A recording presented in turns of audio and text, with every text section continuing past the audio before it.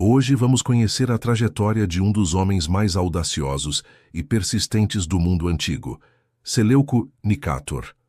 De simples oficial sob Alexandre, ele se tornaria o arquiteto de um dos maiores impérios helenísticos, estendendo-se da Síria à Pérsia, da Babilônia até as fronteiras da Índia. Essa é uma história de ambição, sobrevivência e destino. Vamos explorar como um general relegado à sombra de gigantes emergiu como o Senhor da Ásia, moldando um legado que duraria séculos. Então, antes de embarcar nessa jornada épica, já deixa o like, se inscreve no canal e ativa o sininho, porque agora começa a história de Seleuco I Nicátor. Seleuco nasceu em um mundo em transformação. A Macedônia, outrora vista como um reino periférico e rude aos olhos dos gregos do sul, havia se tornado o centro de uma nova era, sob o reinado de Filipe II. Foi nesse ambiente militarizado, orgulhoso e ambicioso que o jovem Seleuco deu seus primeiros passos. Filho de Antíoco, um oficial de alta patente do exército macedônio, ele cresceu respirando o ar da guerra e da disciplina. A vida entre lanças e escudos, os desfiles no campo de treinamento, as histórias contadas pelos veteranos que haviam marchado com Filipe, tudo moldava o espírito de uma geração criada para conquistar. Pouco se sabe sobre sua juventude, mas é certo que Seleuco recebeu uma educação típica dos nobres macedônios, instrução militar, equitação e lealdade ao rei.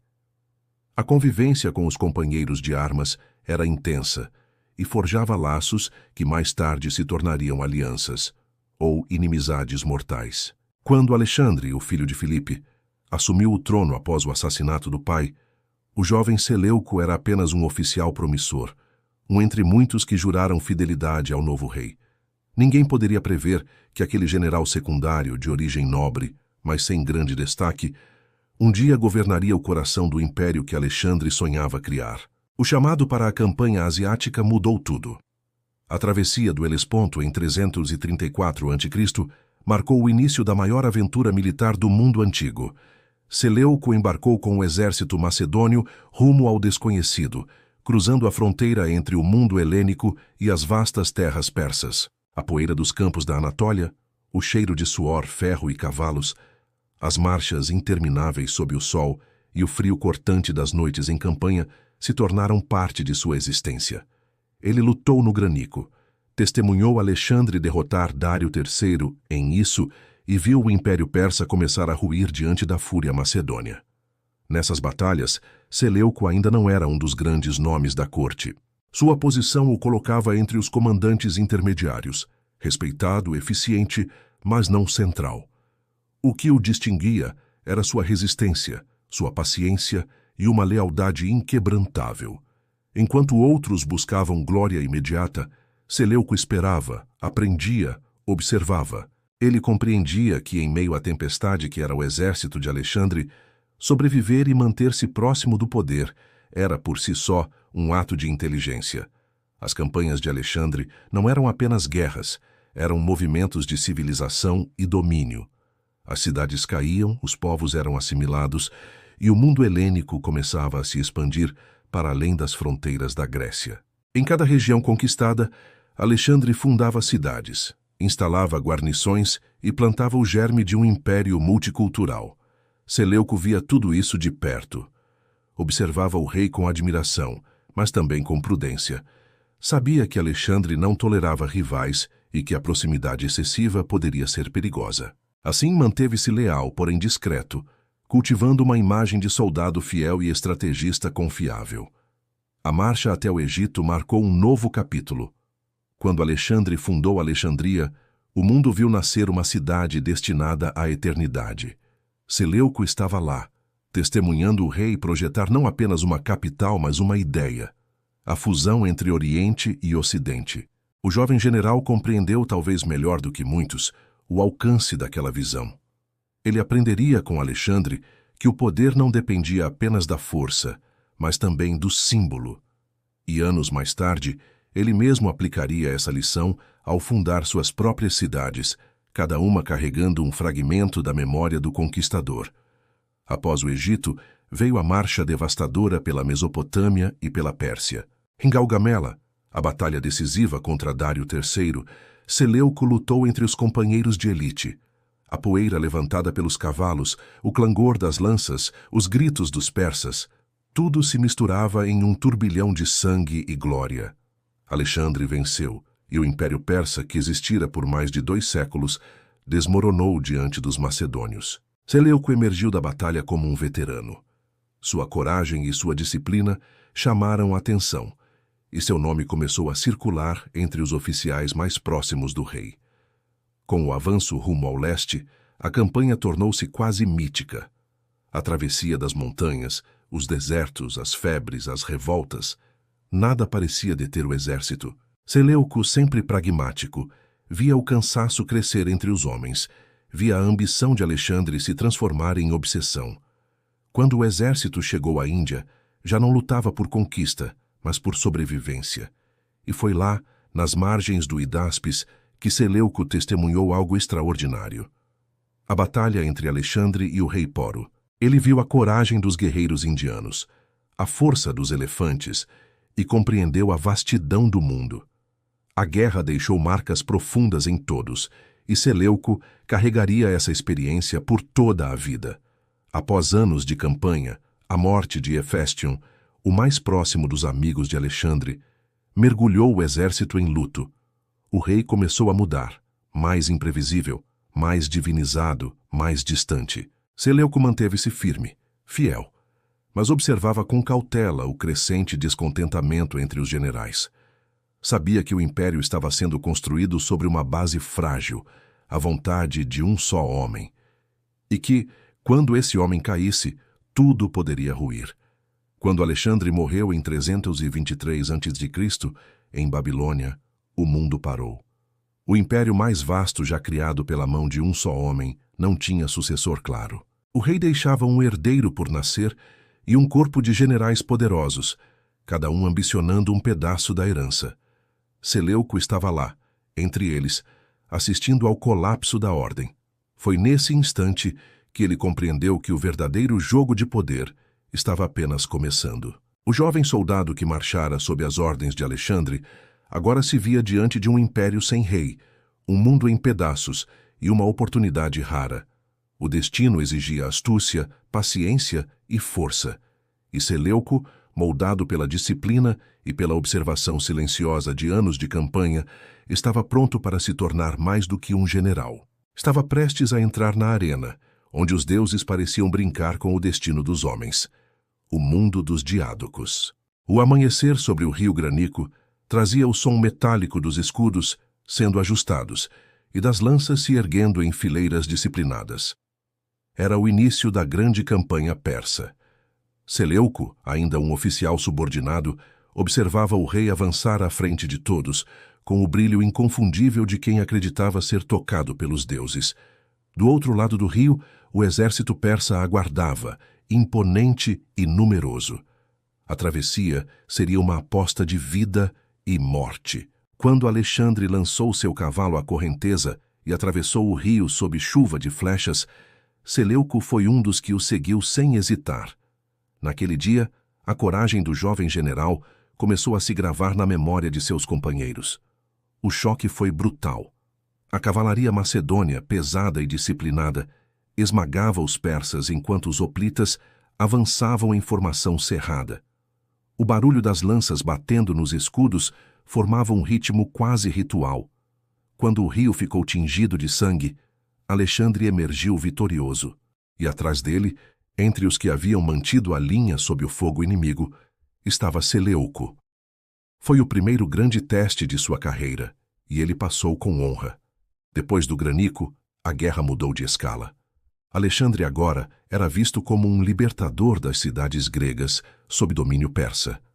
Em cada vitória, Seleuco aprendia mais sobre o poder e a política. Ele via como o rei alternava dureza e clemência, destruindo quando necessário, mas também reconstruindo. Via também como cada vitória atraía novos seguidores e novos perigos. Os generais começaram a formar círculos de influência, alianças silenciosas que, embora invisíveis na época, moldariam o futuro do império. A marcha para isso trouxe um novo desafio. Dário III, o grande rei da Pérsia, reunira um exército colossal para enfrentar os invasores.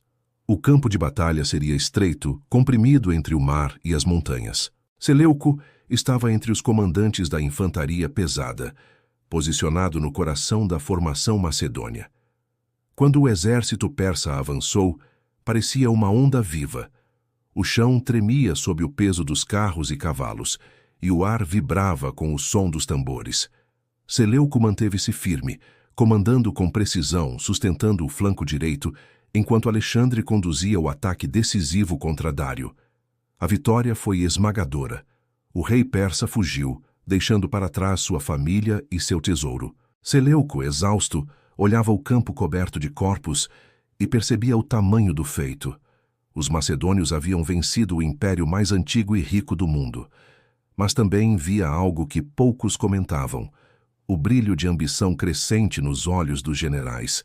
Cada vitória não era apenas de Alexandre, era também de seus homens, e todos sabiam que a glória de um dia poderia se transformar em poder no outro. Com a conquista da Síria e a entrada triunfal no Egito, o exército parecia invencível. Alexandre era agora tratado como um deus vivo. As cerimônias egípcias, as oferendas aos deuses locais, o título de filho de Amon, tudo isso impressionava e, ao mesmo tempo, assustava alguns de seus companheiros. Seleuco assistia em silêncio. Diferente de Ptolemeu, que já se destacava por sua proximidade política com o rei, ou de Hefestion, cuja amizade com Alexandre era quase mística, ele mantinha uma distância calculada. Era respeitado, mas discreto. Não buscava ser notado, e talvez por isso mesmo sobreviveu a tantos que se aproximaram demais do poder.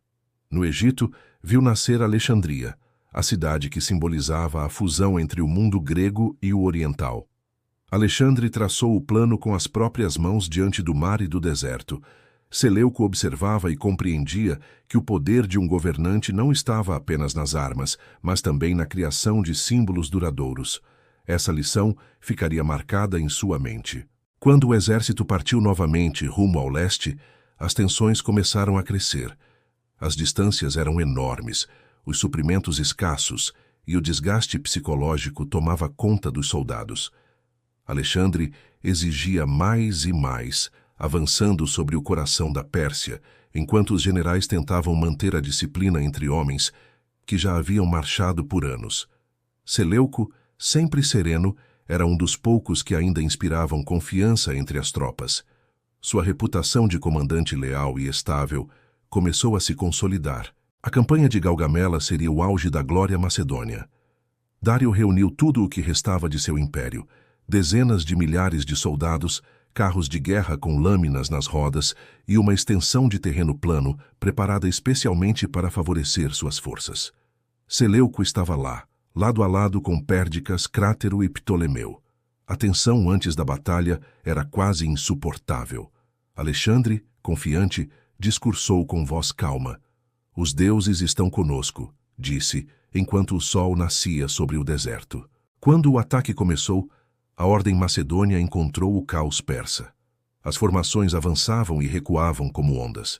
O centro macedônio foi pressionado e, por um instante, parecia que o império conquistado desmoronaria ali mesmo. Mas Seleuco manteve sua posição, segurando a linha enquanto Alexandre desferia o golpe decisivo contra Dário. O rei persa fugiu novamente, e o campo de batalha se tornou o símbolo da vitória absoluta de um novo mundo sobre o antigo. Após Gaugamela, o Império Persa deixou de existir.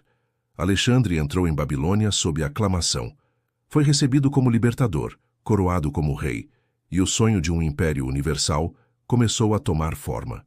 Seleuco, agora um veterano respeitado, recebeu cargos de confiança. Foi nomeado comandante da elite da Guarda Real, os Argiraspidas, os escudos de prata. Era o reconhecimento de uma carreira construída não pela ostentação, mas pela firmeza. Entretanto, o sucesso trazia sombras. Dentro do círculo íntimo de Alexandre, a lealdade era um campo minado. Pérdiccas era ambicioso e orgulhoso, sempre disputando influência. Ptolemeu já sonhava com um domínio próprio. Hefestion detinha o coração do rei. o que despertava inveja e ressentimentos. Seleuco transitava entre todos, mas nunca se deixava prender por alianças precipitadas. Ele via o que muitos ignoravam, que cada vitória, cada cidade fundada, cada cerimônia, estava ampliando o fosso entre Alexandre e seus generais. O rei já não era apenas um comandante, era um símbolo, e símbolos, por natureza, são intocáveis. Durante a marcha até a Pérsia profunda, Alexandre começou a adotar costumes locais, vestes orientais e cerimônias persas. Muitos oficiais o criticaram em silêncio, incomodados com a ideia de se prostrar diante de um homem, como faziam os súditos do grande rei. Seleuco, mais prudente, aceitou o protocolo. Compreendia que o poder dependia da adaptação e que resistir a essa mudança era desafiar a nova ordem. A convivência diária entre aqueles homens formidáveis, guerreiros, estrategistas, políticos, era uma mistura de respeito e rivalidade. Nos banquetes, as risadas mascaravam as tensões. Nas campanhas, a camaradagem se misturava à desconfiança. Seleuco aprendia a ler os gestos, a medir palavras, a entender que a guerra pela sobrevivência não se travava apenas nos campos de batalha, mas também nas tendas e nas conversas noturnas. À medida que Alexandre avançava para o leste, para o coração das antigas satrapias e até as fronteiras da Índia, Seleuco compreendia o que poucos percebiam. Aquele império, tão vasto e glorioso, era também frágil. Dependia de um homem só. E no dia em que esse homem caísse, os generais Pérdicas, Ptolomeu, Lisímaco, Antígono e ele próprio seriam obrigados a escolher entre a lealdade e a sobrevivência. O destino de Seleuco ainda estava sendo forjado, mas as sementes de tudo já estavam lançadas. Ele era o observador paciente, o estrategista que sabia esperar. Enquanto outros disputavam a luz do sol de Alexandre, Seleuco preferia as sombras, porque sabia que, quando o sol se pusesse, seriam as sombras que permaneceriam. O corpo de Alexandre jazia em Babilônia, e com ele parecia ruir o próprio alicerce do mundo. Nenhum exército havia marchado tão longe, nenhum rei havia acumulado tanto poder. E, de repente, o império que se estendia do Mediterrâneo às margens do Indo se via sem dono. A morte do conquistador deixou um vazio impossível de preencher. Ao redor do leito real, seus generais e oficiais tentavam entender o que viria a seguir. Alguns choravam com sinceridade, outros já faziam cálculos silenciosos. Seleuco observava. Sabia que a glória de Alexandre não sobreviveria intacta à ambição dos vivos. A primeira disputa surgiu ainda nas horas seguintes à morte do rei. Alexandre deixava uma esposa grávida, Roxana, e um meio-irmão mentalmente instável, Arrideu. Nenhum deles era capaz de governar sozinho. O exército, dividido entre os veteranos macedônios e as tropas asiáticas, exigia um novo comando. Foi Pérdicas, o ambicioso comandante da cavalaria e antigo braço direito do rei, quem assumiu o papel de regente. Com o anel de Alexandre em mãos, ele se proclamou guardião do império e tutor do herdeiro que ainda nasceria. Mas o gesto que parecia assegurar a continuidade do império foi, na verdade, o início de sua fragmentação. Cada general via a si mesmo como herdeiro de uma parte da glória de Alexandre. Ptolomeu olhava para o Egito. Antígono desejava a Ásia Menor. Lisímaco cobiçava a Trácia. Crátero sonhava em ser o novo rei. E Seleuco, embora mantivesse a discrição, compreendia que o equilíbrio era temporário e que logo o sangue mancharia novamente as areias do Oriente. No conselho realizado em Babilônia, o império foi dividido entre os generais, sob o pretexto de manter a unidade. Satrapias e províncias foram distribuídas como se fossem moedas de troca. Seleuco recebeu o comando da elite da cavalaria e o posto de comandante dos argiráspidas, os escudos de prata, uma das formações mais temidas do exército. Era uma posição poderosa, mas também arriscada, pois o colocava diretamente sob o olhar desconfiado de Pérdicas. Pérdicas, agora regente, começou a agir como se fosse o sucessor natural de Alexandre. Casou-se com Cleópatra, irmã do rei morto, e adotou um tom quase monárquico. A autoridade que emanava dele não era mais apenas militar, mas imperial. e isso irritava profundamente os outros generais. A lealdade se transformava em tensão, e cada fronteira do império fervilhava de intrigas. Seleuco, fiel à sua natureza prudente, manteve-se nas sombras. Servia a Pérdiccas com competência, mas observava suas falhas. O regente era brilhante, mas impetuoso. Não compreendia que governar um império de tal dimensão exigia mais do que força. Exigia diplomacia. Quando começou a ordenar a execução de rivais e a interferir nas satrapias dos outros, a coalizão de generais se voltou contra ele. O equilíbrio se rompia. Foi então que Ptolemeu, no Egito, deu o primeiro passo decisivo. Com audácia, ele sequestrou o corpo de Alexandre, que estava sendo levado para a Macedônia, e o levou para Alexandria. O gesto tinha valor simbólico imenso. Ao possuir o corpo do rei, Ptolemeu reivindicava parte de seu legado espiritual. Pérdiccas viu isso como uma afronta direta à sua autoridade. Reuniu um exército e marchou contra o Egito, decidido a punir o rival. Seleuco estava entre seus oficiais. A campanha começou mal. As margens do Nilo pareciam amaldiçoar o regente. Os soldados sofriam com o calor e a fome, e a moral desabava. Em meio ao caos, Pérdiccas começou a desconfiar de todos, e o medo se transformou em paranoia. Mandou executar oficiais por suspeita de traição, e até seus aliados começaram a se afastar. Seleuco compreendeu que o fim estava próximo. Durante uma travessia desastrosa do Nilo, centenas de soldados morreram afogados. O exército, exausto e humilhado, já não acreditava em seu comandante. À noite, um grupo de oficiais entrou na tenda de Pérdiccas e o assassinou. Entre eles estava Seleuco. O golpe foi rápido, quase silencioso. Naquele instante, o homem que havia sido a sombra de Alexandre era agora uma das forças decisivas do destino do império. A morte de Pérdiccas mudou tudo. O comando foi dissolvido e os generais sobreviventes reuniram-se novamente para negociar a nova divisão das terras. Ptolemeu manteve o Egito. Antígono consolidou seu poder na Ásia e Seleuco, recompensado por sua lealdade e prudência, recebeu a satrapia da Babilônia, o coração do antigo Império Persa. Era uma posição estratégica, mas também uma armadilha. A Babilônia era o centro político e econômico do Oriente, cobiçada por todos os que sonhavam com o poder absoluto. Quando Seleuco chegou à cidade, foi recebido com cautela.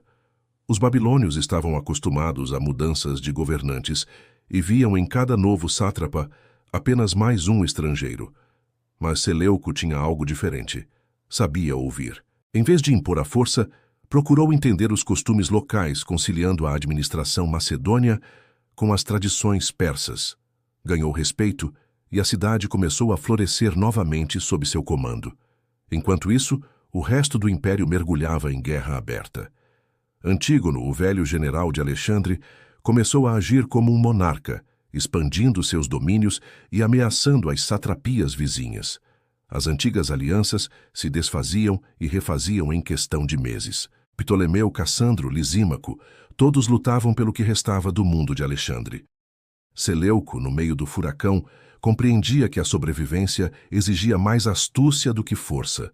A paz era impossível. O sonho de unidade morrera junto ao rei. Cada general via-se como o verdadeiro herdeiro da visão alexandrina, e nenhum estava disposto a aceitar a supremacia do outro. Seleuco, mesmo distante das grandes campanhas do Ocidente, sabia que mais cedo ou mais tarde a guerra chegaria à Babilônia. E chegou. Antígono, ambicioso e implacável, considerava Seleuco uma ameaça. A região da Babilônia era vital para controlar as rotas comerciais e os exércitos do leste. Sob o pretexto de restabelecer a ordem, Antígono enviou tropas contra ele. Seleuco, percebendo que não teria força suficiente para resistir, fez o que poucos fariam. Abandonou temporariamente seu posto e fugiu para o Egito. Foi uma retirada estratégica, não um fracasso. No Egito encontrou em Ptolemeu um aliado inesperado. Ambos haviam enfrentado Pérdiccas e agora viam Antígono como o novo inimigo comum. Seleuco apresentou-se diante do rei egípcio com humildade, mas também com um plano. Ele conhecia as rotas, os homens e as riquezas do Oriente. Se Ptolemeu o apoiasse, ele poderia recuperar a Babilônia, e juntos equilibrariam o poder de Antígono. Ptolemeu, astuto, percebeu o valor daquela proposta. Ofereceu-lhe abrigo e recursos. Durante meses, Seleuco esperou o momento certo para retornar. Treinou um pequeno exército, reuniu veteranos fiéis e estudou as rotas fluviais e terrestres que levavam de volta à Mesopotâmia. Era um jogo de paciência e cálculo. Ele sabia que o destino sorria apenas aos que sabiam esperar.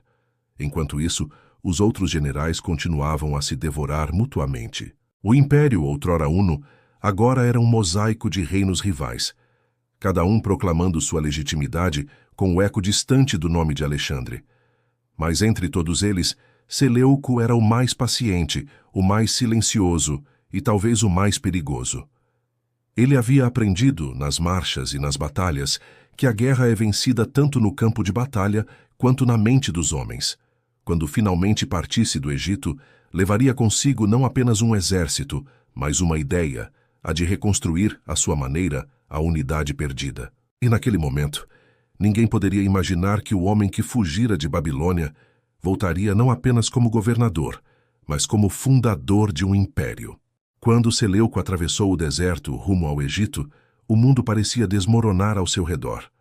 A Babilônia, que ele governara com prudência e sabedoria, estava agora sob controle de Antígono, o homem mais poderoso do Oriente. Atrás dele, deixava não apenas um território perdido, mas também o peso de uma promessa, a de que retornaria. Fugir para muitos era sinal de fraqueza. Para Seleuco, era apenas uma pausa estratégica. Ele compreendia que, em tempos de caos, sobreviver era a forma mais inteligente de resistir. A viagem até o Egito foi longa e perigosa. Entre caravanas e escoltas reduzidas, o antigo sátrapa cruzou terras hostis, evitando os agentes de Antígono que vigiavam cada rota.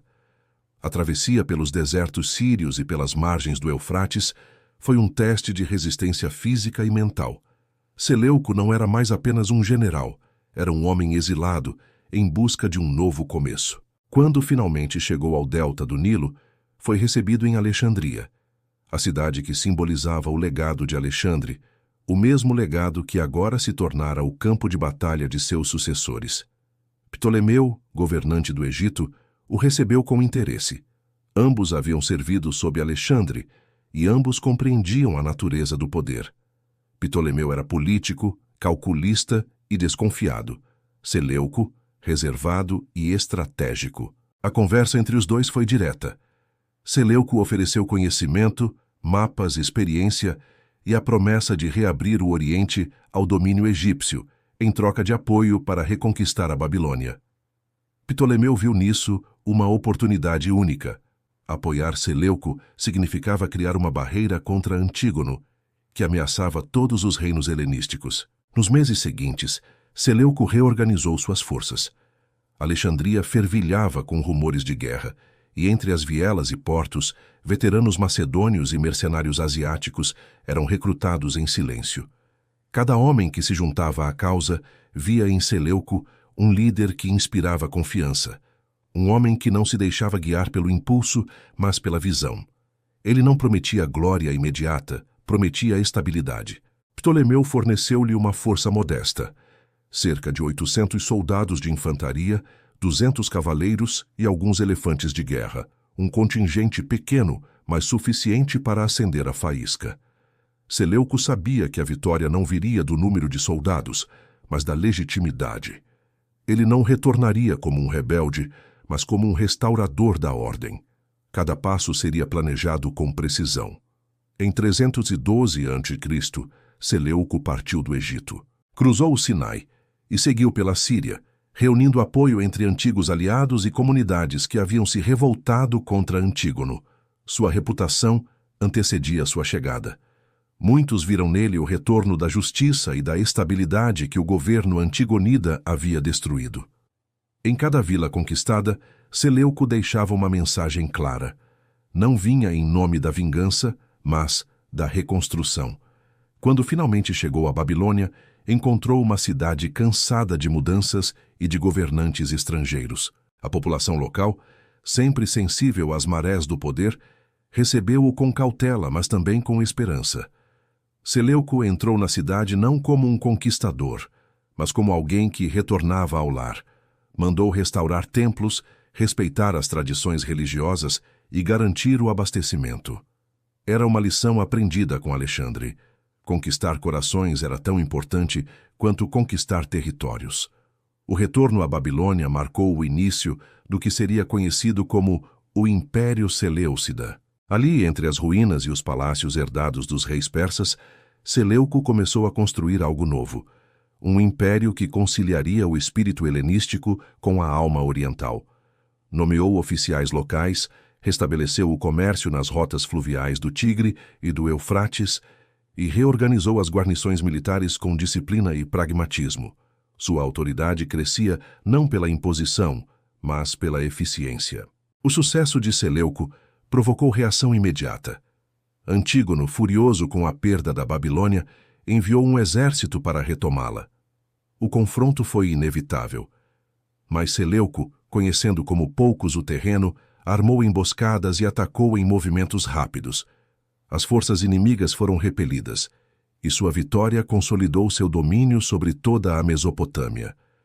A partir dali, o nome de Seleuco começou a ecoar pelo mundo helenístico, o general que havia renascido das cinzas e transformado uma fuga em conquista. Com o controle da Babilônia assegurado, ele começou a pensar além da guerra. Sabia que, para sobreviver entre rivais poderosos, precisava de legitimidade, e para isso evocou o nome de Alexandre.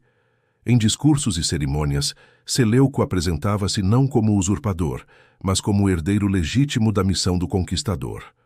Manteve o estilo administrativo macedônio, mas adotou símbolos e rituais persas, apresentando-se como um rei universal. Essa fusão de identidades tornou-se a base ideológica de seu poder. Foi nesse período que fundou as primeiras cidades seleucidas, seguindo o modelo de Alexandre. Entre elas, Seleucia no Tigre, uma nova capital, construída próxima à Babilônia, para servir de centro administrativo do império.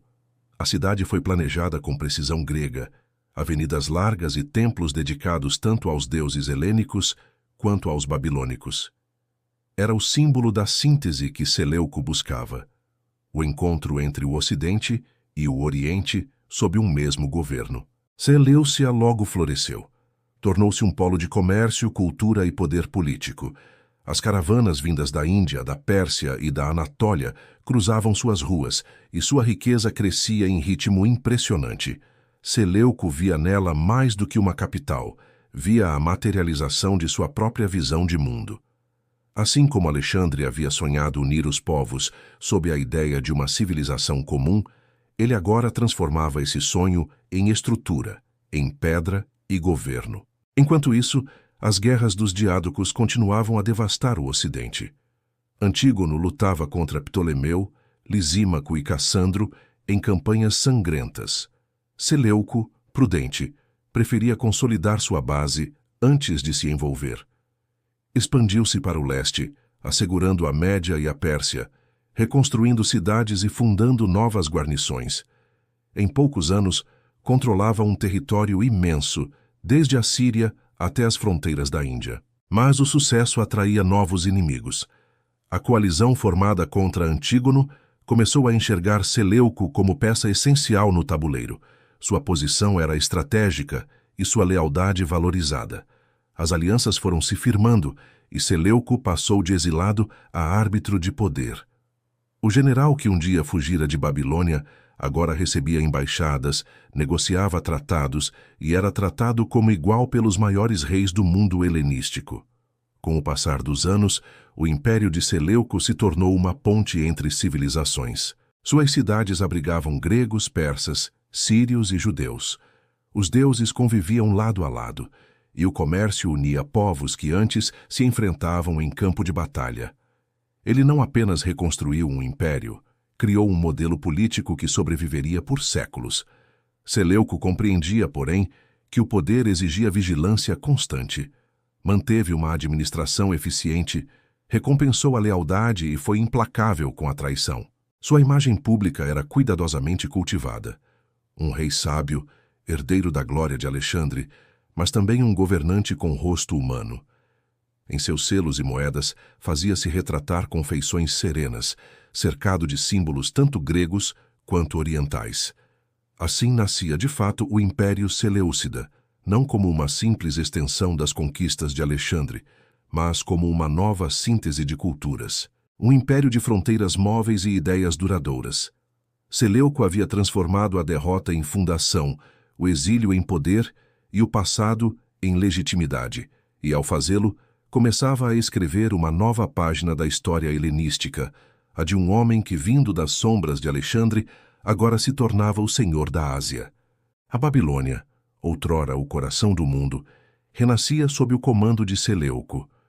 Quando ele retornou como senhor incontestável da cidade, encontrou não apenas ruínas físicas, mas também feridas políticas e espirituais. Décadas de guerra haviam esvaziado templos, desorganizado os canais de irrigação e dispersado as populações que mantinham o pulsar da Mesopotâmia. Seleuco sabia que, para construir um império duradouro, precisava reerguer não apenas os muros, mas também a confiança das pessoas que viviam sob seu domínio. Sua primeira medida foi simbólica e pragmática ao mesmo tempo: restaurar os templos babilônicos, em especial o de Esádila, dedicado a Marduk, o grande deus da cidade. Ele entendeu que a lealdade dos sacerdotes era uma força política e que respeitar as tradições locais seria a chave para manter a paz. Ordenou o retorno de relíquias sagradas confiscadas por antigos administradores e financiou festivais religiosos que haviam sido abandonados. Com esses gestos, não apenas conquistava o apoio da população nativa, mas também transmitia uma mensagem poderosa: a de que o novo governo respeitava o passado e valorizava os deuses que protegiam aquela terra desde tempos imemoriais. Em seguida, Seleuco voltou sua atenção para a economia. Os canais que ligavam o Tigre e o Eufrates estavam assoreados, e as colheitas haviam diminuído. Ele mobilizou engenheiros e trabalhadores locais para reconstruir as antigas rotas de irrigação, reativar o comércio fluvial e restaurar a fertilidade das planícies. Sob seu comando, a Babilônia voltou a ser um entreposto de riquezas, atraindo mercadores da Pérsia, da Síria e até da distante Índia. Mas Seleuco não era apenas um restaurador, era um criador. A reconstrução da Babilônia foi apenas o primeiro passo de um projeto mais ambicioso: reorganizar todo o Oriente em torno de um modelo administrativo que unisse a tradição macedônica à eficiência persa. Inspirando-se nas reformas de Alexandre, mas também nas antigas estruturas aquemênidas, Seleuco criou uma rede de províncias, ou satrapias, administradas por oficiais que deviam lealdade direta à coroa. A diferença era que ele preferia delegar o poder a homens de mérito, e não apenas a nobres macedônios. Em várias regiões, nomeou governadores locais, respeitando hierarquias tradicionais e costumes regionais. Essa decisão garantiu estabilidade. Povos que antes viam os conquistadores gregos como estrangeiros passaram a enxergar Seleuco como um rei legítimo, não um invasor. Ele manteve o uso de línguas locais nas administrações e preservou tradições jurídicas ao mesmo tempo em que introduzia elementos da cultura helênica, como a moeda padronizada, o sistema de pesos e medidas e a fundação de cidades em estilo grego. O resultado foi um império híbrido, no qual o Ocidente e o Oriente coexistiam não em conflito, mas em harmonia funcional. Nas novas cidades fundadas por Seleuco, como Seleucia no Tigre, Apameia e Antioquia, erguiam-se teatros, ginásios, templos de mármore e ágoras.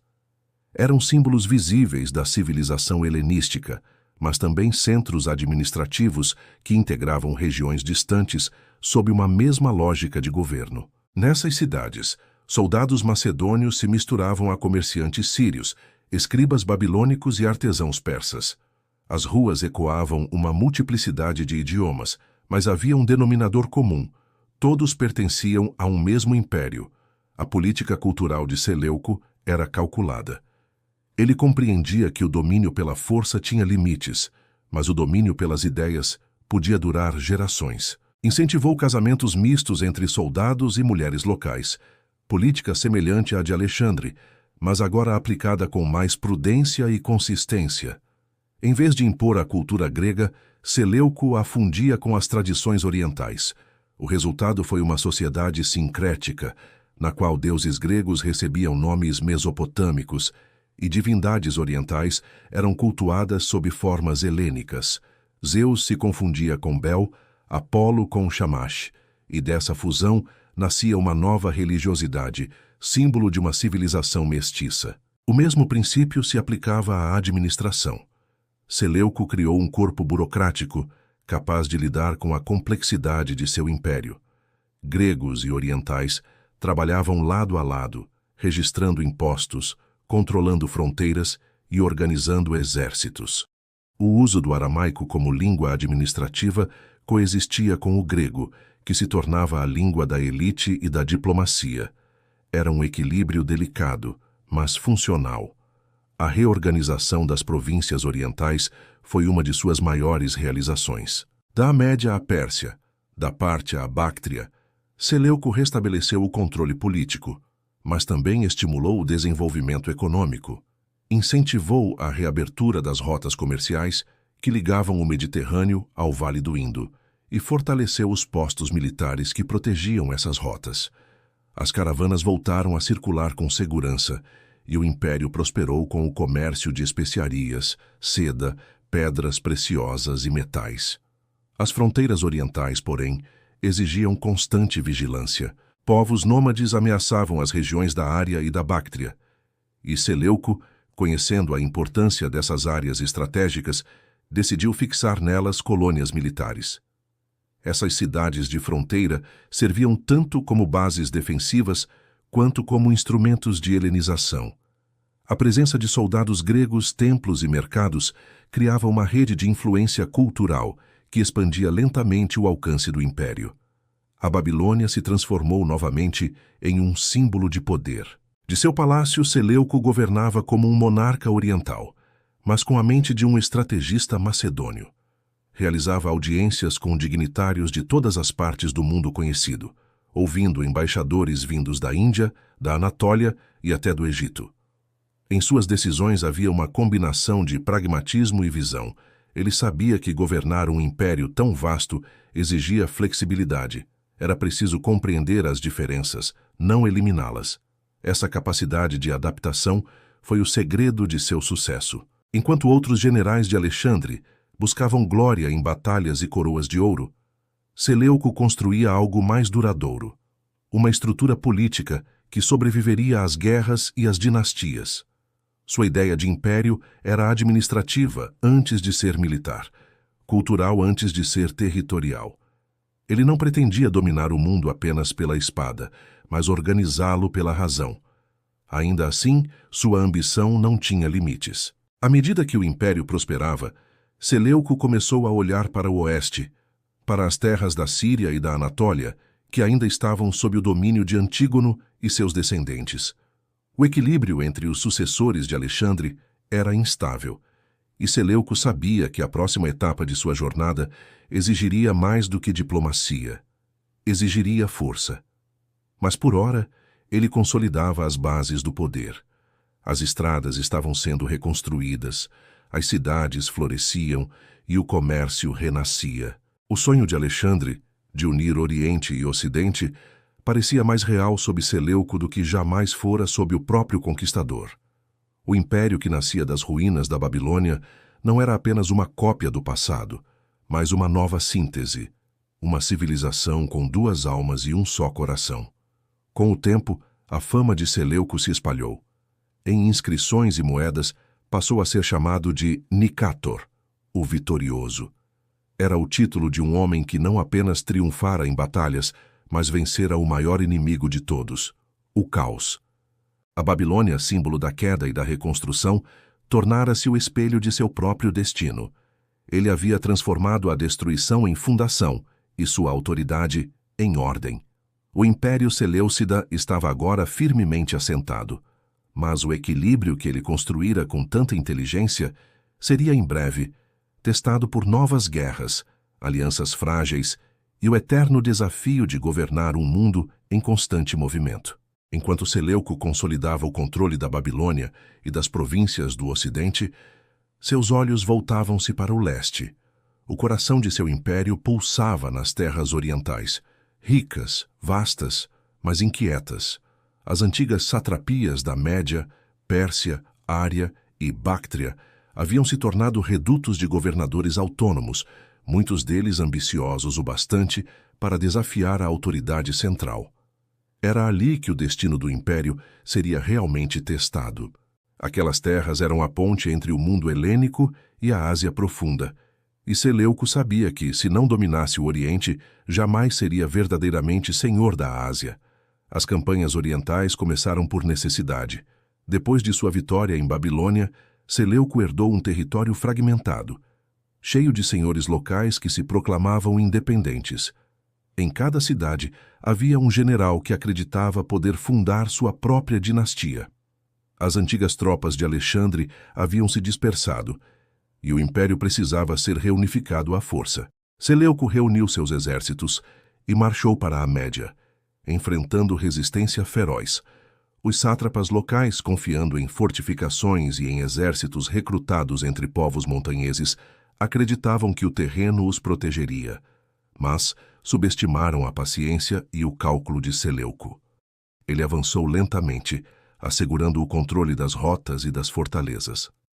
Quando encontrava resistência, oferecia uma escolha: submissão em troca de posição e honra, ou destruição. Muitos preferiram o primeiro caminho.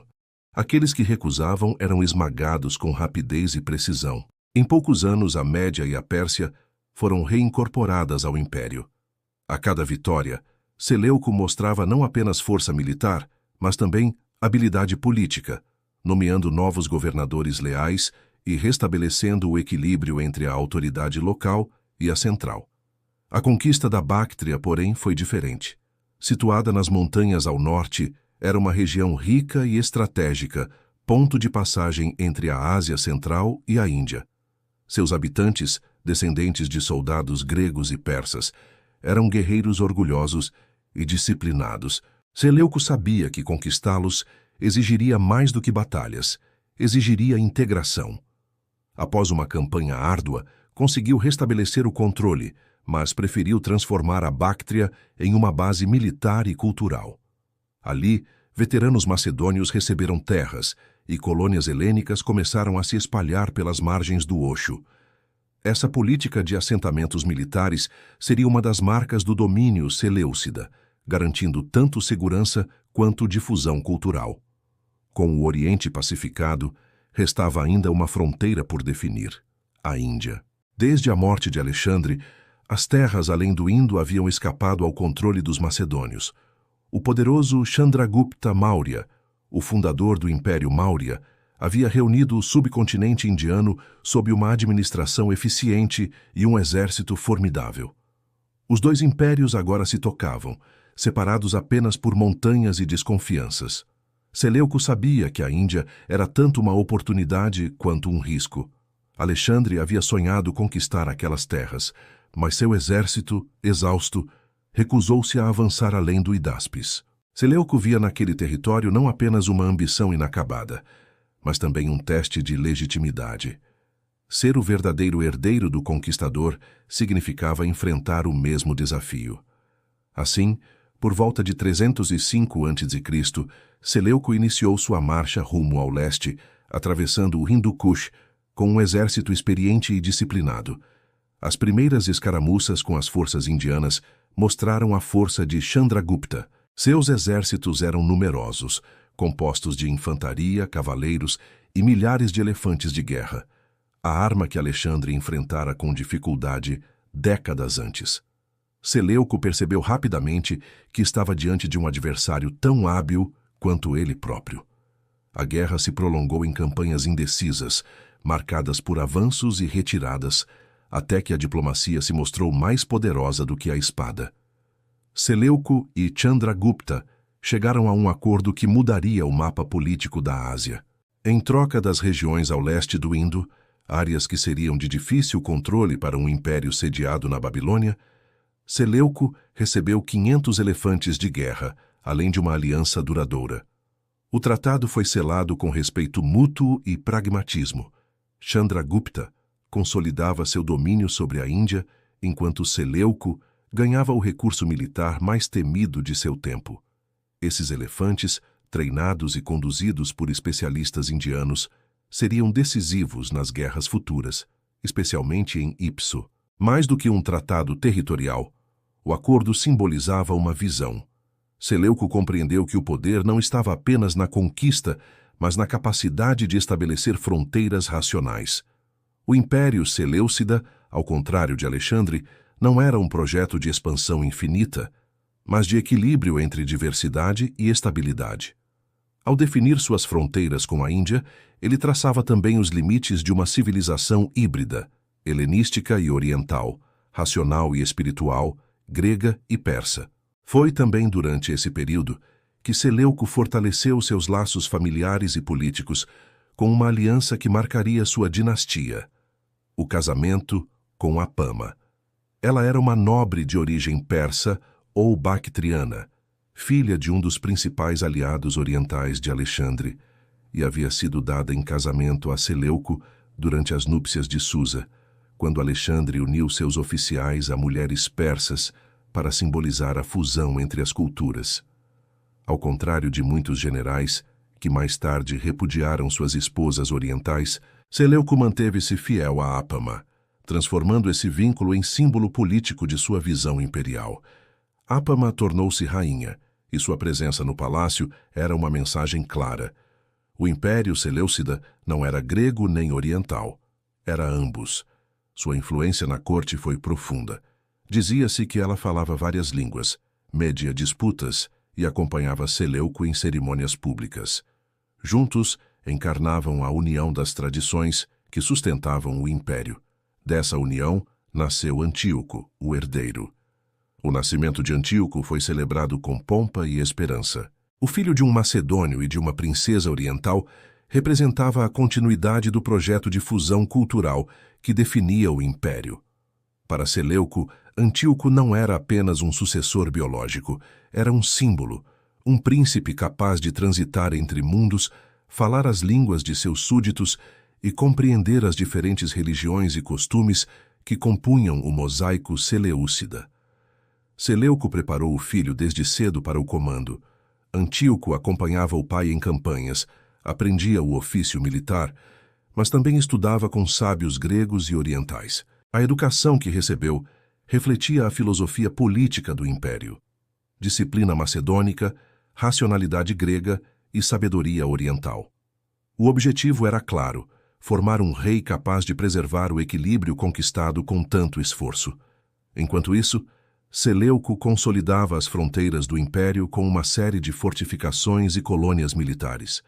Nas margens do Indo, ergueu postos de controle e cidades estratégicas, garantindo a segurança das rotas comerciais. O comércio entre a Índia e o Oriente Médio floresceu, e as caravanas passaram a transportar não apenas especiarias e seda, mas também ideias, crenças e costumes.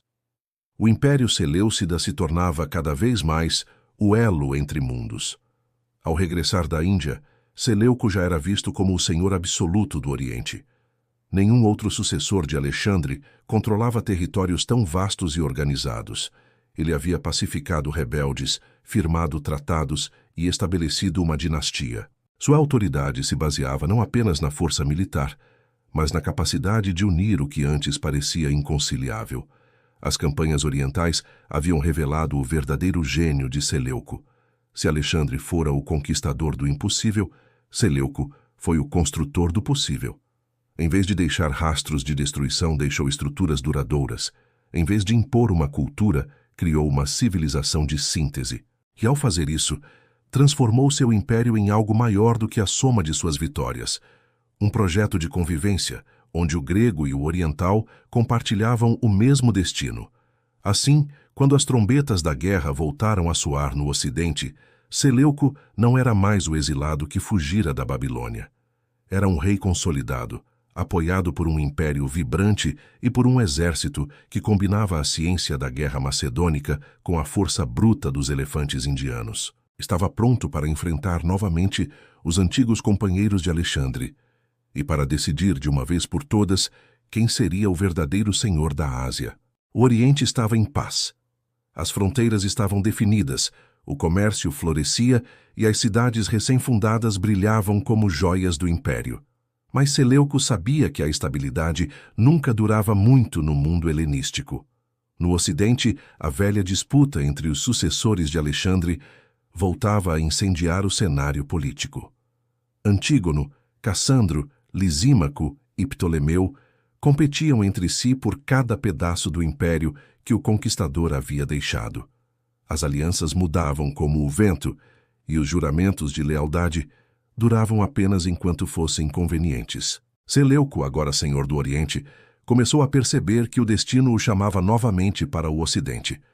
A morte de Antígono na Batalha de Ipso, em 301 a.C., havia alterado o equilíbrio de forças. Seleuco, que fora decisivo naquele confronto com seus elefantes vindos da Índia, consolidara o domínio sobre a Síria e partes da Ásia Menor. Ainda assim, as fronteiras permaneciam instáveis. Lisímaco controlava a Trácia e a Anatólia Ocidental, Cassandro reinava sobre a Macedônia e Ptolemeu mantinha firme seu domínio sobre o Egito. A divisão do império era uma ferida aberta, e todos sabiam que apenas um poderia, no fim, governar sobre os outros. Seleuco via o futuro com clareza. Para que o império sobrevivesse, precisaria de unidade, e ele acreditava ser o único capaz de restaurá-la. Não por ambição cega, mas por convicção política e histórica. Via-se como o verdadeiro herdeiro de Alexandre, aquele que, após décadas de guerras, havia aprendido a equilibrar espada e sabedoria, cultura e poder. Com o Oriente pacificado, ele preparou-se para marchar de novo, agora em direção ao pôr do sol, rumo às terras onde tudo havia começado. Sua travessia pela Ásia foi monumental. Exércitos, elefantes e suprimentos cruzaram desertos e montanhas em uma marcha que lembrava de forma quase simbólica a jornada inversa de Alexandre. As cidades fundadas por ele próprio, Seleucia, Apameia, Antioquia, tornaram-se pontos de apoio e celebração. Por onde passava, era recebido como um rei que levava prosperidade. A população o via como figura quase mítica, um homem que, ao contrário de seus rivais, não destruía, construía. No entanto, o cenário ocidental era de pura tensão. Após a morte de Cassandro, a Macedônia mergulhou em disputas internas. Lisímaco, que governava a Trácia e partes da Anatólia, aproveitou-se do vácuo de poder e iniciou campanhas agressivas para expandir suas fronteiras. Astuto e impiedoso, Lisímaco se considerava o sucessor natural de Alexandre no Ocidente. Ele e Seleuco haviam sido aliados, mas a aliança entre generais helenísticos era sempre um pacto precário, sustentado mais pela conveniência do que pela confiança. O conflito tornou-se inevitável. As fronteiras entre os dois impérios eram linhas de areia, constantemente movidas por ambições e suspeitas. Pequenas escaramuças e disputas por fortalezas logo se transformaram em guerra aberta. Lisímaco, que dominava a Ásia Menor, buscava impedir o avanço de Seleuco para o Egeu. Seleuco, por sua vez, via na derrota de Lisímaco a última etapa para unificar o império de Alexandre sob um único governo. Os primeiros combates foram indecisos. Lisímaco era um estrategista experiente e conhecia bem o terreno acidentado da Anatólia Ocidental.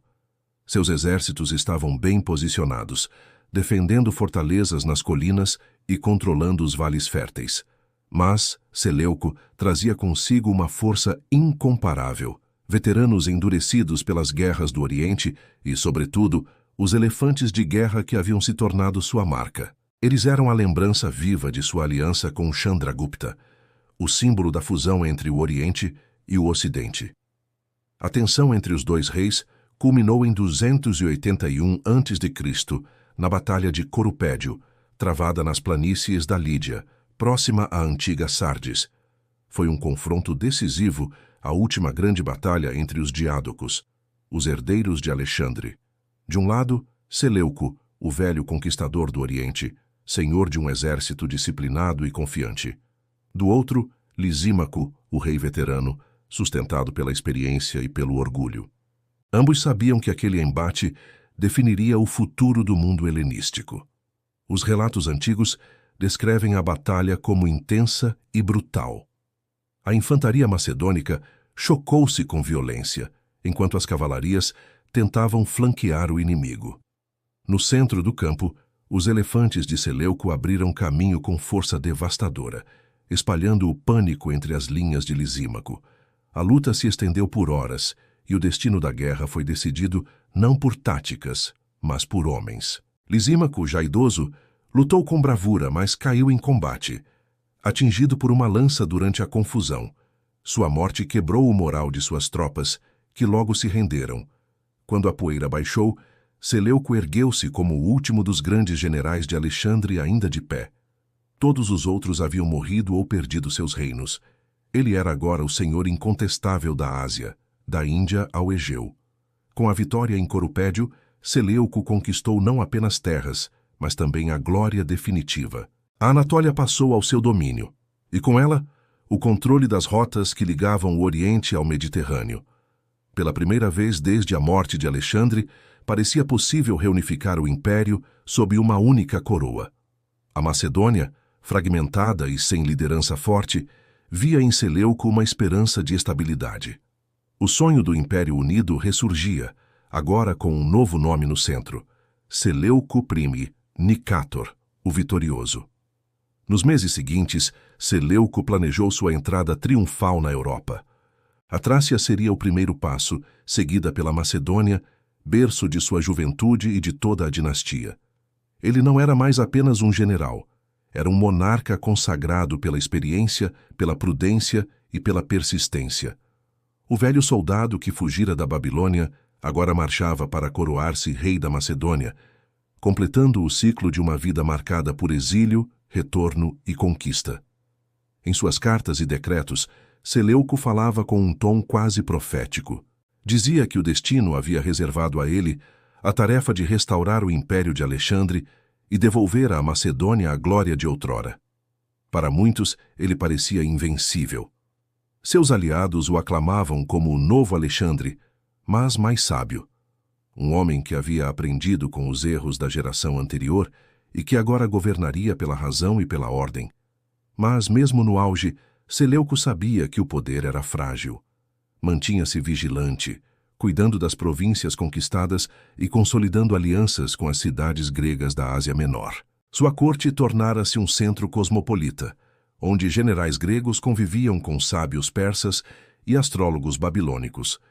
O império, estendido de Antioquia até as margens do Indo, era o maior e mais diverso do mundo helenístico. A vitória sobre Lisímaco, porém, não encerrou as intrigas. No Ocidente, rumores circulavam de que Ptolemeu Serauno, filho exilado de Ptolemeu do Egito, buscava abrigo junto a Seleuco. O rei o recebeu, movido talvez por compaixão, talvez por cálculo político. Afinal, o jovem príncipe poderia servir como instrumento de influência sobre o Egito. Mas o gesto de generosidade selaria, sem que ele soubesse, o início de sua tragédia.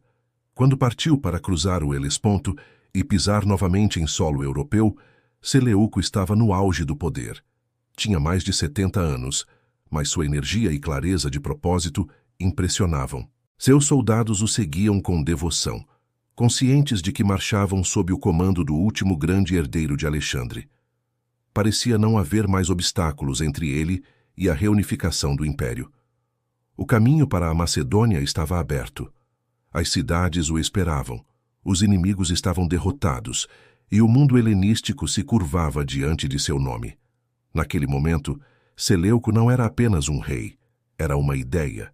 A ideia de que o sonho de Alexandre ainda podia renascer, não pela fúria da conquista, mas pela sabedoria da experiência. O homem que havia governado com a mente grega e o coração oriental estava prestes a se tornar o senhor de dois mundos.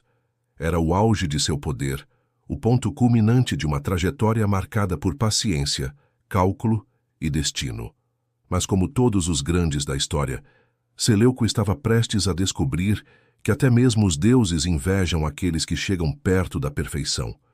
E o império que ele sonhava eternizar logo seria tocado pela sombra da tragédia. O mundo helenístico parecia, enfim, render-se à vontade de um só homem.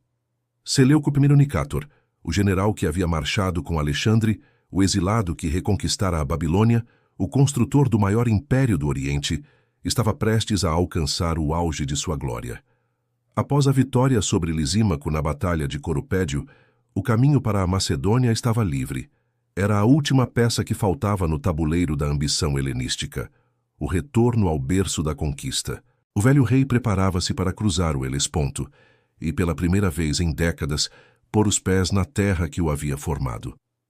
A travessia foi marcada por um clima de triunfo e reverência. As cidades pelas quais passava enviavam embaixadas, oferendas e coroas de ouro. Filósofos, poetas e embaixadores gregos viam nele o restaurador da harmonia perdida desde a morte de Alexandre. Os soldados marchavam em silêncio respeitoso, conscientes de que estavam testemunhando o encerramento de uma era e talvez o início de outra. Seleuco era, naquele momento, o último dos companheiros de Alexandre ainda vivo e vitorioso. Um homem que havia atravessado todas as tempestades e sobrevivido a todos os inimigos. Mas enquanto a história parecia pronta para consagrar seu nome, o destino preparava sua armadilha. Entre os membros de sua comitiva, encontrava-se um convidado inusitado, Ptolemeu Serauno, o filho exilado de Ptolemeu I do Egito. Expulso da corte de Alexandria, após disputas de sucessão, Serauno vagava em busca de abrigo e de uma nova chance de poder. Seleuco, movido talvez por generosidade ou por cálculo político, recebeu-o com cortesia. Via no jovem príncipe uma possível peça diplomática para influenciar o Egito, ou, quem sabe, um símbolo de reconciliação entre os ramos da antiga fraternidade dos generais de Alexandre. O rei não suspeitava que, em acolher o forasteiro, abria as portas para o seu próprio fim. Serauno observava tudo com olhos frios. Sabia que o velho monarca estava prestes a tomar a Macedônia, o trono que ele próprio ambicionava. E sabia também que Seleuco, apesar da idade, ainda possuía o vigor de um comandante e a lealdade de milhares. Para um homem movido pela ambição, não havia espaço para esperar. O encontro entre o vencedor e o traidor aconteceu às margens do Helesponto, nas proximidades de Lisimáquia, cidade recém-conquistada. Seleuco estava em meio aos preparativos para cruzar o estreito, quando Serauno, sob o pretexto de uma audiência privada, aproximou-se. Os relatos variam quanto aos detalhes, mas a essência é clara. O jovem príncipe, armado disfarçadamente, atacou o rei de surpresa, golpeando-o mortalmente. Foi um ato tão rápido quanto brutal. O velho conquistador, que havia enfrentado exércitos, desertos e impérios, caiu sob o punhal de um único homem, um hóspede, um traidor. A notícia de sua morte se espalhou como um trovão.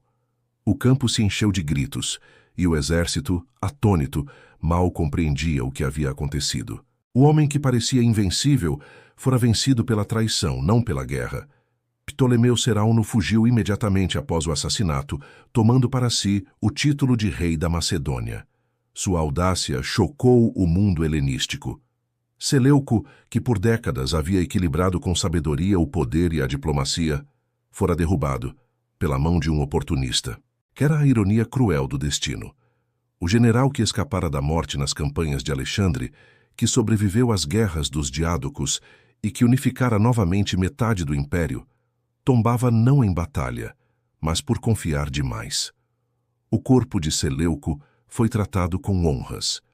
Seus soldados devastados guardaram o corpo do rei e o transportaram com solenidade para a Síria. Lá foi erguido um monumento em sua memória e seu nome foi venerado como o de um herói fundador. Em pouco tempo, Seleuco tornou-se mais do que um rei.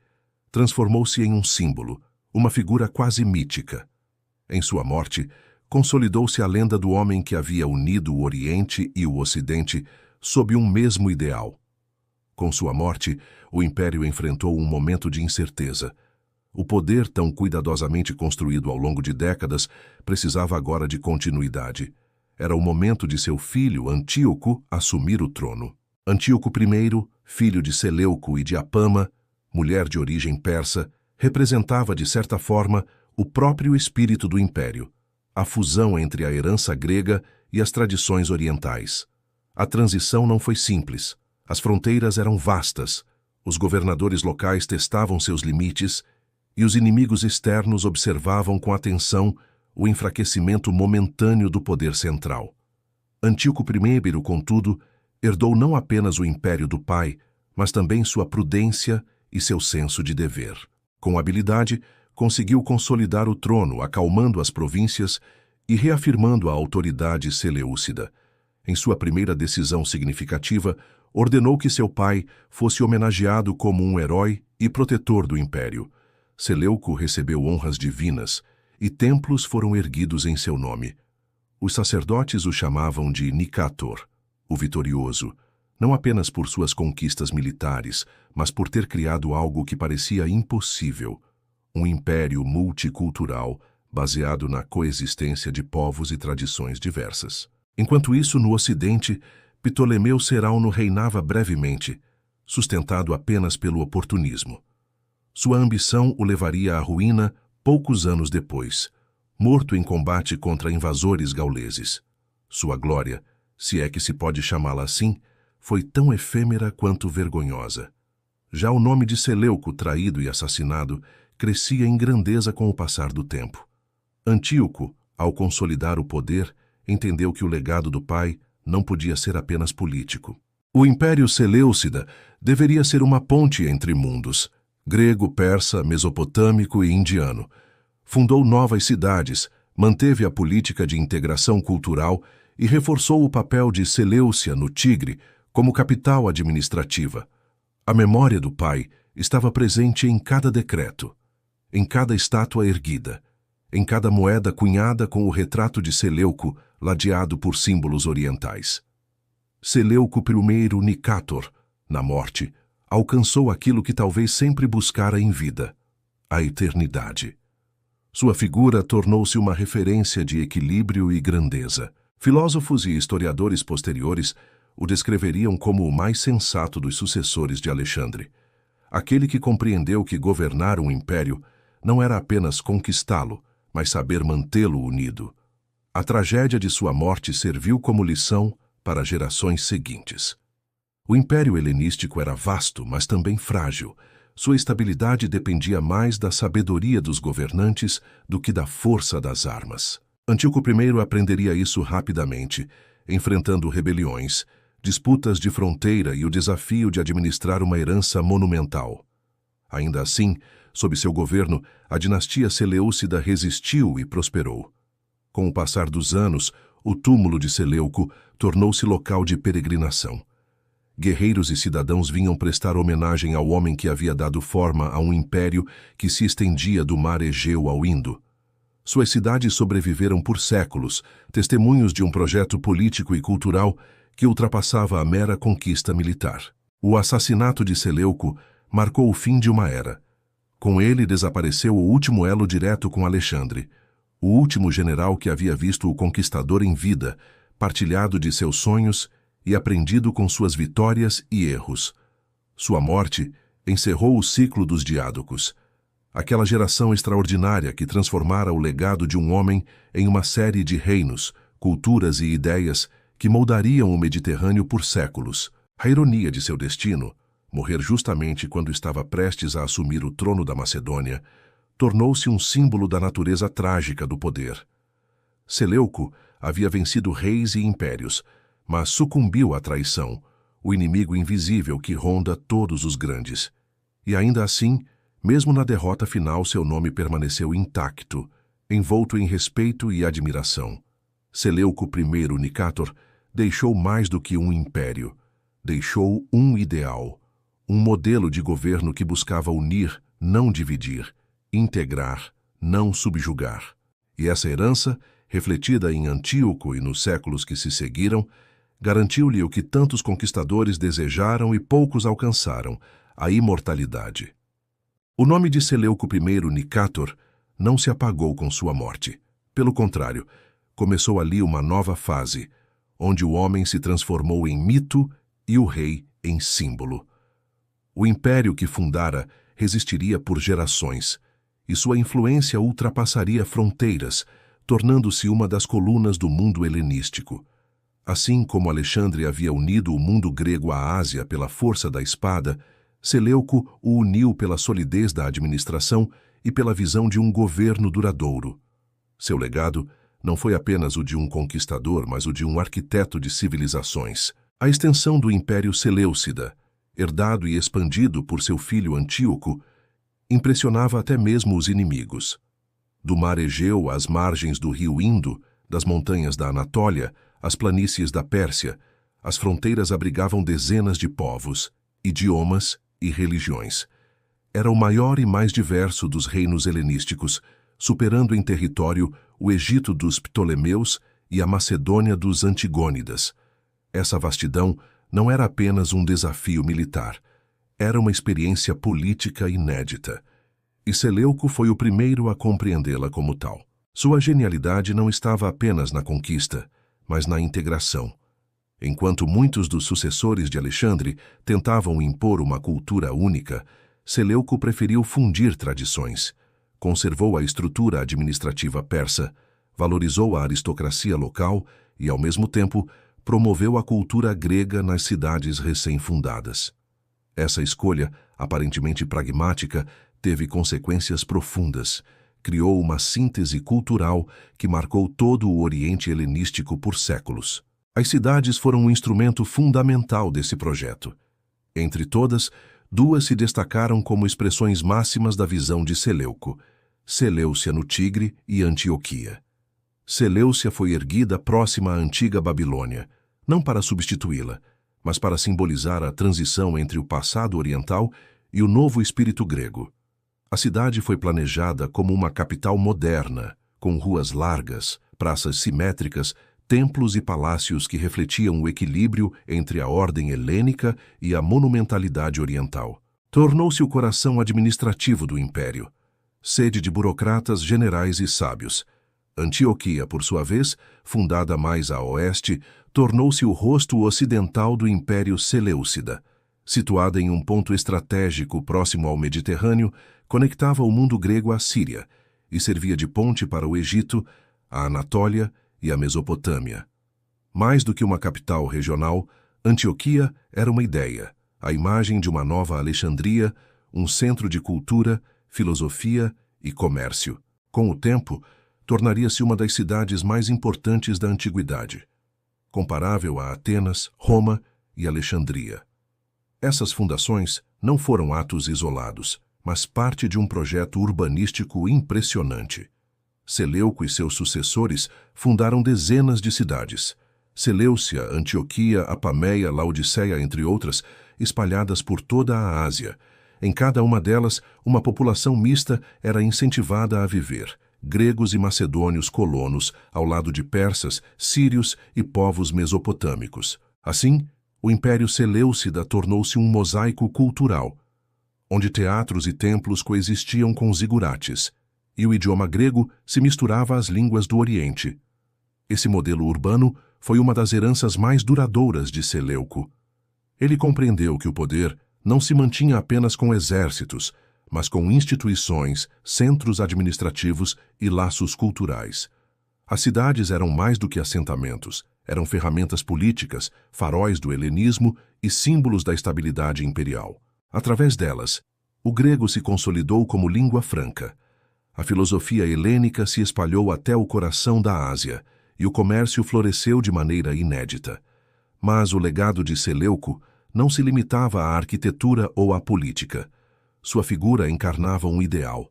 Era chamado de Senhor da Ásia, um título que, embora nunca oficial, captava a essência de sua autoridade.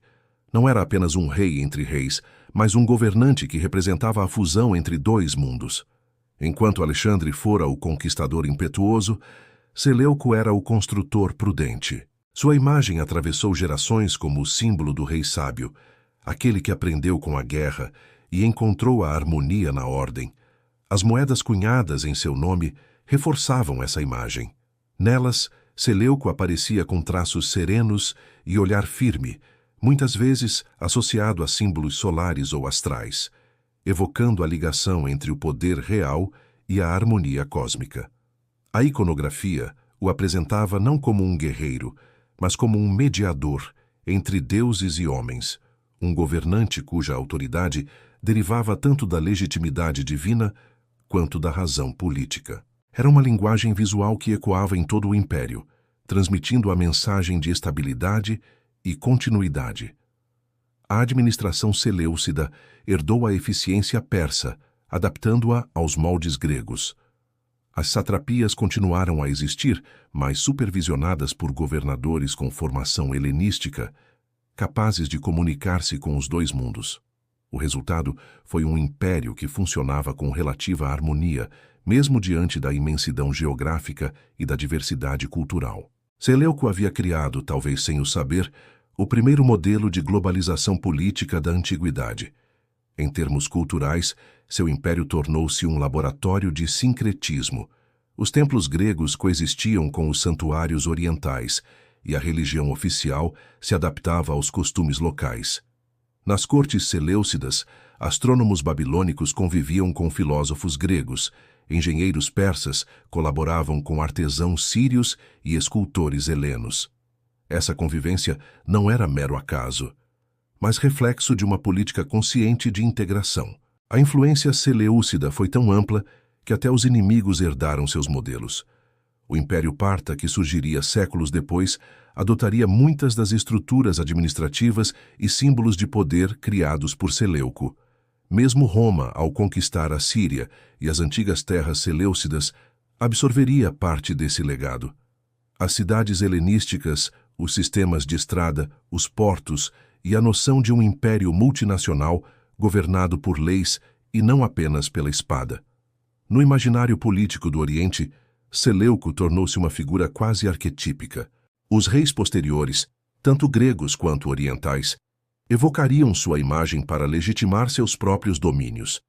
A expressão Senhor da Ásia seria retomada inúmeras vezes, do Império Parta aos soberanos persas tardios, e até pelos romanos, que se viam como herdeiros de sua ordem universal. Em inscrições e mitos locais, o nome de Seleuco foi associado à fundação de cidades sagradas, à justiça e à prosperidade, uma fusão de mito e história que perpetuou sua memória muito além do contexto helenístico. Antioquia, Seleucia e as dezenas de cidades que ele ergueu tornaram-se faróis do helenismo oriental. Nelas, as tradições gregas floresceram lado a lado com saberes mesopotâmicos e iranianos. Ali, nasceram escolas filosóficas, templos, observatórios e centros de comércio que influenciaram todo o Mediterrâneo. Séculos depois, quando Roma dominou o Oriente, essas cidades continuaram a prosperar, herdeiras diretas do sonho de Seleuco. O título de Nicátor, o vitorioso, que em vida celebrava suas conquistas militares, passou a simbolizar sua vitória sobre o esquecimento. Enquanto outros generais de Alexandre caíram na sombra do tempo, ele sobreviveu como o exemplo de equilíbrio entre ambição e sabedoria. Sua dinastia, embora enfraquecida com o passar dos séculos, manteve viva a chama do império que ele criara.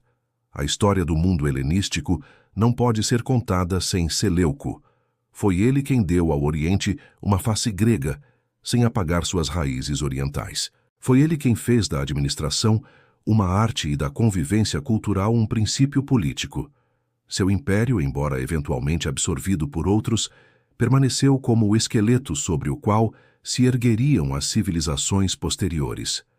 Seleuco I Nicátor, o general que se tornou rei, o homem que sonhou com um império racional e plural, deixou como herança uma ideia que sobreviveu aos séculos, a de que o poder verdadeiro não está apenas na conquista, mas na capacidade de unir mundos distintos sob um mesmo ideal. Entre a Grécia e a Pérsia, entre o Ocidente e o Oriente, ele ergueu uma ponte, e sobre essa ponte caminhou a própria história. Seleuco I Nicátor morreu como muitos grandes homens da antiguidade, cercado de glória, mas traído pelo acaso e pela ambição humana. No entanto, sua morte não marcou o fim de sua presença no mundo. Pelo contrário, a história o absorveu, transformando-o em referência, modelo e símbolo. O que ele construiu? Um império vasto, multicultural e administrativamente sofisticado, tornou-se um legado que transcendeu sua vida, influenciando não apenas a política de seus sucessores, mas também a própria noção de poder e governo no mundo helenístico. O impacto de Seleuco foi múltiplo.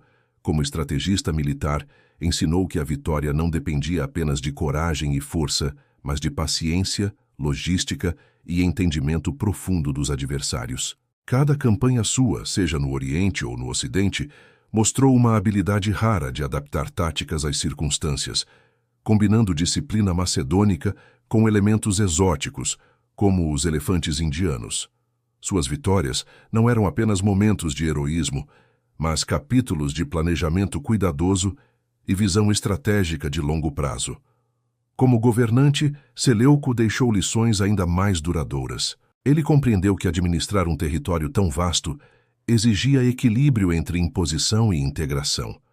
Ao fundar cidades como Seleucia no Tigre e Antioquia, ele criou centros administrativos, militares e culturais que consolidaram seu poder. Mas, mais do que isso, essas cidades foram laboratórios de convivência entre culturas diferentes. Gregos e macedônios dividiam espaço com povos locais, aprendendo uns com os outros, trocando costumes, religiões, ideias e técnicas. Essa síntese cultural foi uma inovação política notável, que sustentou a estabilidade de seu império por décadas. A dinastia Seleucida que ele fundou, simbolizada pelo filho Antíoco I, carregou adiante não apenas o território, mas também os princípios de governo que Seleuco estabeleceu. Embora inevitavelmente enfrentasse desafios e conflitos internos, a estrutura administrativa, as fronteiras pactuadas e a rede de cidades planejadas permitiram que seu império sobrevivesse mais do que muitos esperavam. Antíoco I tornou-se o prolongamento do projeto do pai. Não apenas herdeiro de terras, mas guardião de uma ideia, a ideia de um império racional e multicultural que unisse o helenismo às tradições orientais. Seleuco também deixou uma marca indelével na memória política dos reis que o sucederam. Ao longo dos séculos, governantes helenísticos, partos e até romanos observaram seu modelo de liderança e procuraram emular sua abordagem. A noção de Senhor da Ásia não era apenas título ou exagero poético. Representava a combinação de legitimidade, força militar, diplomacia e capacidade de integração cultural, um padrão que inspiraria a ambição de muitos. Em termos culturais, o legado seleucida foi monumental. A difusão da língua grega, a fundação de cidades helenísticas e o incentivo às artes e à ciência transformaram o Oriente em um espaço de intensa circulação de ideias. Bibliotecas, escolas e observatórios surgiram, e o conhecimento grego se espalhou, junto com comerciantes e colonos. Ao mesmo tempo, os costumes locais foram preservados e valorizados, criando uma convivência que se tornaria característica do mundo helenístico. A presença de templos, praças, teatros e instituições administrativas nas cidades seleucidas refletia uma civilização híbrida, capaz de absorver influências externas sem perder coesão. O símbolo de Seleuco como Nicator, o vitorioso, transcendeu a dimensão militar. Ele passou a ser lembrado como o construtor de impérios, o homem que conseguiu equilibrar mundos distintos. A imagem do rei sábio, que fundava cidades, consolidava fronteiras e respeitava tradições locais, sobreviveu à erosão do tempo, permeando a historiografia antiga e a mitologia política do Oriente. Até mesmo reis e líderes que não o conheceram pessoalmente buscaram inspiração em suas ações e em sua visão de governo. Sua trajetória também carrega lições universais sobre a fragilidade do poder. Apesar de todos os triunfos e da autoridade conquistada, Seleuco sucumbiu à traição de Ptolemeu Seraúno. Sua morte lembra que, na política, a inteligência e a experiência são sempre desafiadas pela ambição alheia. Porém, o que distingue os grandes é a capacidade de transformar conquistas temporais em legado duradouro. E nesse sentido, Seleuco triunfou de maneira definitiva. Sua vida tornou-se um paradigma de conquista e administração, inspiração para governantes e estudiosos por séculos. A importância de seu império também se refletiu na geopolítica da região por muitas décadas. As fronteiras que ele estabeleceu, especialmente entre a Síria, a Anatólia e a Mesopotâmia, criaram estruturas de controle que seriam respeitadas mesmo após a fragmentação da dinastia. O comércio floresceu, as rotas de caravanas prosperaram e a influência helenística penetrou profundamente em sociedades que antes pareciam intransponíveis para a cultura grega. Seleuco transformou a Ásia em um espaço de interação contínua entre povos e culturas, garantindo que seu império fosse mais do que uma sucessão de territórios conquistados. Tornou-se uma rede viva de cidades, tradições e ideias. E embora a dinastia Seleucida eventualmente enfraquecesse e fosse absorvida por potências emergentes, a marca de Seleuco permaneceu. Sua vida provou que é possível, mesmo em meio a guerras e traições, construir algo que ultrapasse o tempo. Cada cidade fundada, cada tratado assinado, cada fronteira estabelecida era um testemunho de sua visão. A ponte cultural entre Grécia e Oriente, construída com paciência, diplomacia e força, tornou-se uma herança que influenciaria o mundo antigo muito além de sua geração. Seleuco I, Nicator, o homem que começou como general de Alexandre, tornou-se rei, construtor de impérios e símbolo eterno de liderança e visão. Sua história nos ensina que a grandeza não se mede apenas pelo tamanho do território conquistado, mas pela capacidade de unir povos, respeitar culturas e criar instituições que sobrevivam à passagem do tempo. É por isso que, mesmo hoje, 2000 anos depois, seu nome ainda ecoa nos corredores da história, lembrando-nos do poder da combinação entre coragem, inteligência e prudência. O império que Seleuco deixou foi, em essência, uma ideia de mundo. Um mundo em que culturas diferentes podiam coexistir, em que governantes eram responsáveis pela estabilidade e pelo bem-estar de seus povos, e em que a glória não se limitava à espada, mas se estendia às cidades, à administração e à cultura. E assim, enquanto o tempo avançava, seu nome se manteve vivo, não apenas como Nicator, o vitorioso, mas como o arquiteto de uma era, o homem que uniu mundos e criou um legado que resistiu ao tempo. Seleuco I Nicator provou que a história não se limita aos momentos de guerra ou aos golpes de sorte, mas se constrói na fusão de poder, visão e humanidade. E é esse legado que permanece, atravessando séculos, lembrando-nos de que grandes homens não apenas vencem batalhas, mas transformam o mundo que governam, deixando marcas que o tempo jamais apagará.